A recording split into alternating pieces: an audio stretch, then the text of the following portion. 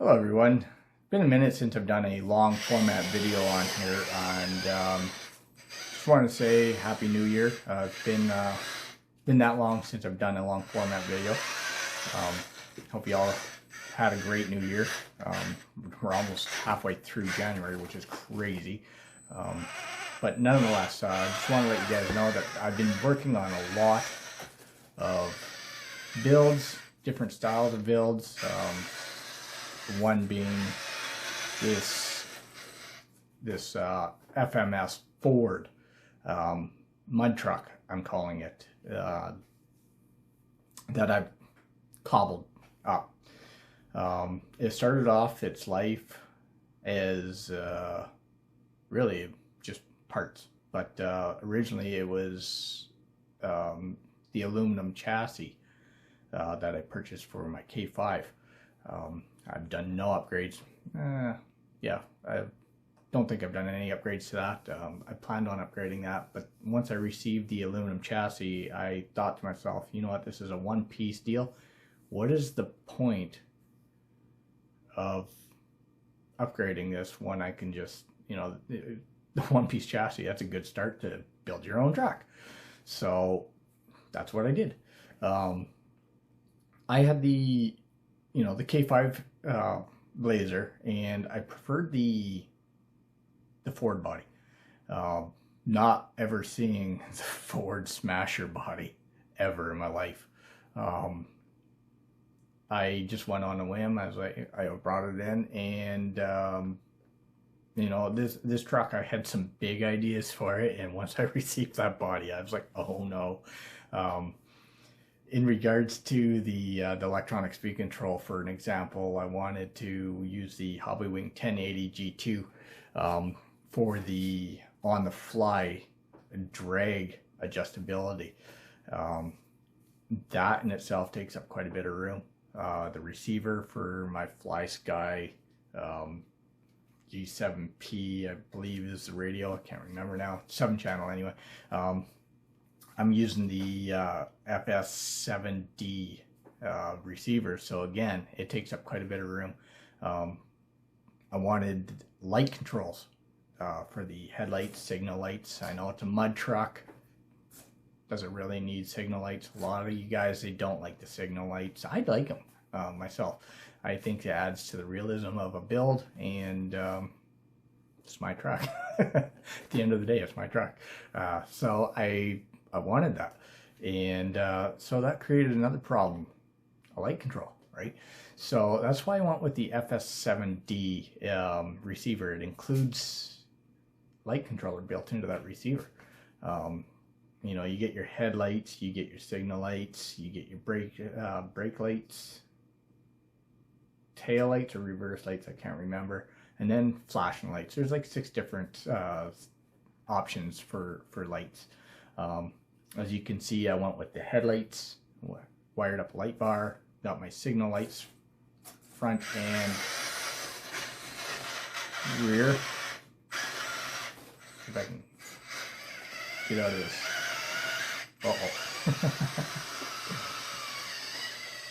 Now that I'm under pressure here, bring the truck back around.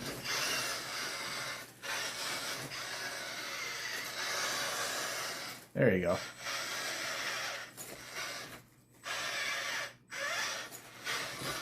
As you can see, I got the rear signal lights. My goodness, that took a lot of work. Kind of a pain in the butt to drive an RC on via the phone. With this phone recording right in front of me, I can't see the truck actually. But anyhow, so back to the truck. The features that I wanted to include really created a problem. My original plan, with the thought of the body being as wide as the K5 Blazer, I was going to get just sliders for the side of the chassis to mount the receiver on one side, standing on end, the ESC standing on one side, and yeah, that just was not going to be possible. considering the body is basically as wide as the the chassis itself. So I had to get creative, later on in the video I'll pull the cab off the chassis, and I'll show you guys what I'm talking about. But getting into more of the exterior details, I will bring this in here. So now that I got you guys brought in closer, as you can see, I've gone ahead and installed some LED lights into the headache bar. I painted the body. It came white. The reason why I ordered that is because I wanted to make the body to match my 1-to-1 78 Ford. So I painted it the brown pretty close to the original color that I had. I've gone ahead and painted the trim. I do have to do some touch up on the trim work over the arches there, as well as I got to do some trim work above the windows. This project, I know I said it was complete, but you know, that's just small details there. The tires, I've gone ahead and ordered some 1-inch. Let's see here if it has a size there. They call them 24 by 62 by 20s. These are monster truck tire. I pulled those off of banggood.com, if I remember correctly. And then I married them up with a set of brass bead lock wheels. I thought the brass accents on the black would look real good with the brown paint job that I was going for. The 4-link suspension has been provided to me by Injora, as well as the 2-stage shocks. I went with the 2-stage shock to get the extra flexibility. I know it's a mud truck, but I do plan on running it in rough terrain and whatnot. Spinning the truck around.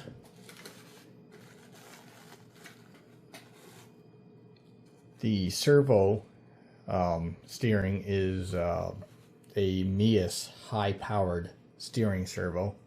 The only gripe I have with that is that it's not waterproof. I did conformal coat it. I've opened it up. I thought they were waterproof, but I learned the hard way, unfortunately. And this one here, I sunk underwater and it started glitching. But I think I've saved it. I threw it in some rice, and then the glitches seem to have gone away, which is awesome, considering I might have had 20 minutes on that servo. Moving forward, I am using the Injora steering links as well as the drag link. For axles, I decided to go with the Trio axle housings, the portals, and then on the outside of each axle, I've gone ahead with the brass outers as well as brass wheel hexes. The motor that I decided to put into this, it's not a brushless motor, but it is a 180 size 32 turn brushed motor. And then I did match that up with a all metal 2-speed transmission, all steel gears internally. Popping the cover off, this is where things get very tight and very, very creative. Let's see if I can do this.